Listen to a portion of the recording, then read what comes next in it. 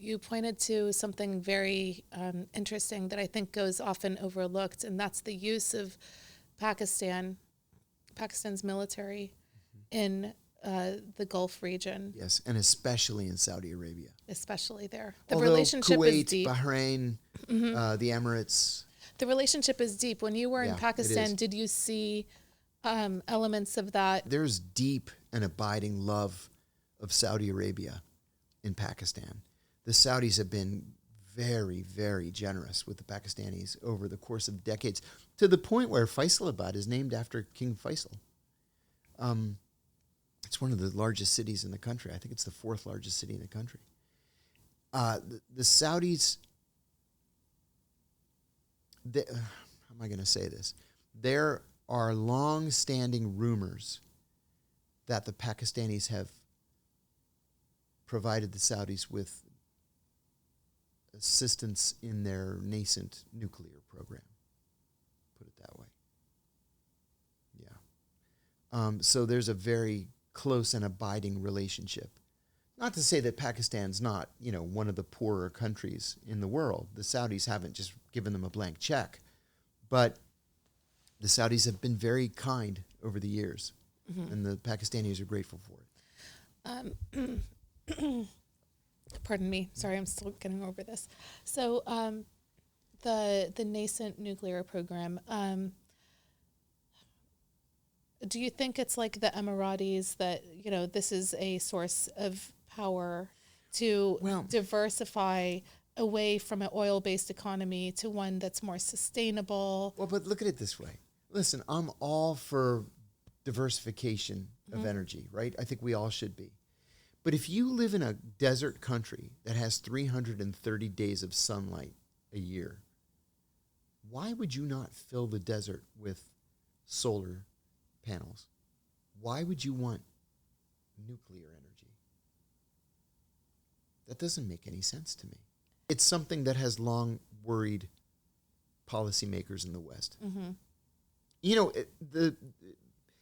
The Abraham Accords, that this terrible, terrible idea that Donald Trump had, where he encouraged Bahrain, the United Arab Emirates, Sudan, Morocco, Tunisia to open diplomatic relations with Israel. The bone that we threw to the Saudis was we wanted them to establish diplomatic relations with Israel. They would exchange ambassadors, open embassies in Tel Aviv and in Riyadh. And the Saudis said, yeah, we'll do that if you build us a nuclear reactor. But if the Saudis are not signatories to the non-proliferation treaty, what's to keep them from doing what the Iranians are doing and just enriching uranium for a nuclear bomb? And then who would they use it on? Deterrence. Maybe. Like, the technology is moving so fast and it's such a concerning field. I mean, if this has been a concern since the 80s, just look at Pakistan getting a nuclear weapon. It reshaped the entire region's power plays. And oh my gosh. When I was in Pakistan, this was in March or April of 2002.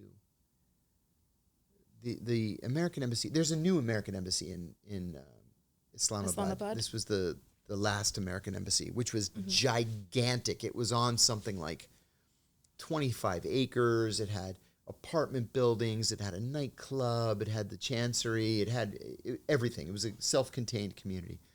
So the cafeteria was gigantic. It could hold hundreds of people at once. And on the weekends, it doubled as a nightclub. And we would have this Filipino cover band come in. The disco ball is turning, and it was, it was a nightclub. So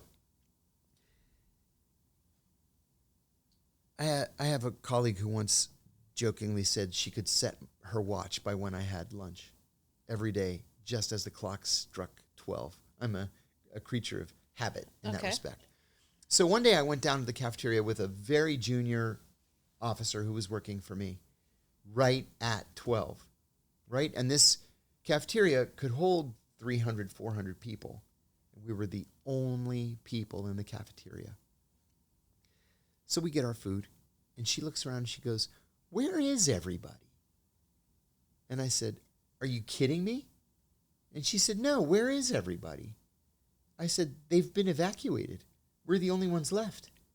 She goes, "Why?" And I said, "Because India's going to fire a nuclear missile at us. We're on the brink of nuclear war right now with India." And she said, "We are?" And I said, "Didn't you notice that helicopter in the parking lot?" And she goes, "Yeah." I said, "It's here to rescue us." She goes, "Oh my God, I have to start reading the papers. I've been so busy on Al-Qaeda. We're trying to find Al-Qaeda." She goes, I haven't even paid any attention."